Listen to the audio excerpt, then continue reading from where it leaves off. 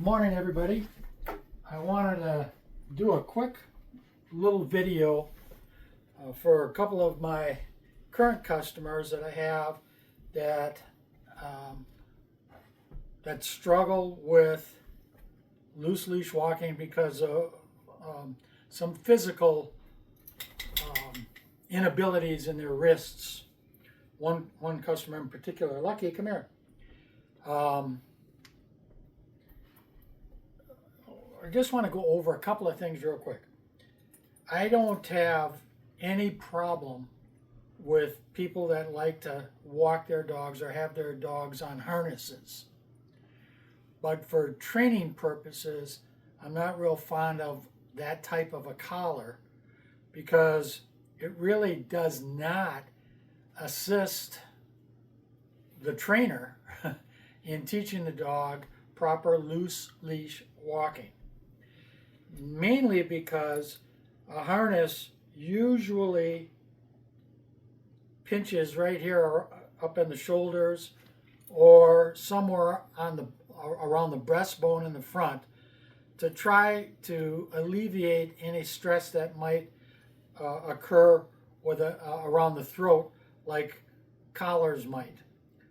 My preference, as you all know, is the martingale collar. Lucky doesn't have a martingale collar on anymore. She's no longer in training. Don't need it. But I do prefer the martingale collar when I have a collar because you do need to have, I feel,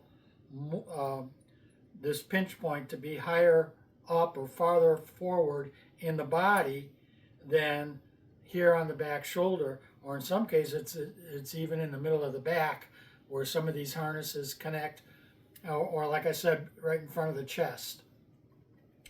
The reason for that is as you move this fulcrum point backwards, you start to accentuate the strength in a dog, which is their hindquarters. If you ever look at sled dogs in Alaska, they're all cinched at a pinch point right about here on their shoulder where their harnesses are. And that's so that that husky can utilize its hind legs better. You're moving that fulcrum back and accentuating that power source, which is their hindquarters, which is where they push. So I feel when a dog is in training and people use a harness, that you actually give the dog more power to pull than you do if you have a martingale collar. I like the martingale collars.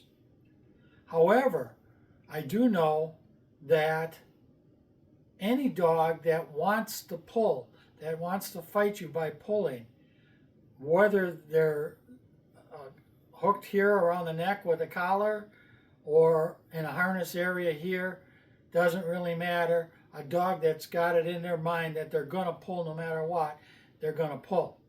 I do have a technique that I like to use, and it's in earlier videos, but trying to find, I have so many videos now that trying to find it is not that easy. And it's a technique that I use, and I'm going to be talking to one of my clients next week who has issues with her wrist. And this technique will help anybody with any dog that is struggling with a dog that's pulling too hard. And that technique is simply, if you get the dog in the sort of in the heel position on your left hand side. It's the opposite if you happen to be doing it on your right hand side, but I try to teach all of my clients left hand side. So if the dog is on the left hand side, going over the back, underneath the belly, and then looping that leash here, now gives you 2 points. We have the point here, but as I tug here, I don't know if you can see, we'll turn Lucky around here. I know, honey. But as I pull here, I'm also pulling here. If you can see that on the camera, I don't know. So I'm giving a tug here, I'm giving a tug here. And when they're in the heel position, left hand side, and we're walking, this will now give you control of the front wheel drive as well as control of the rear wheel drive. You have the 4-wheel drive under control now, and very easy to control your dog from being naughty.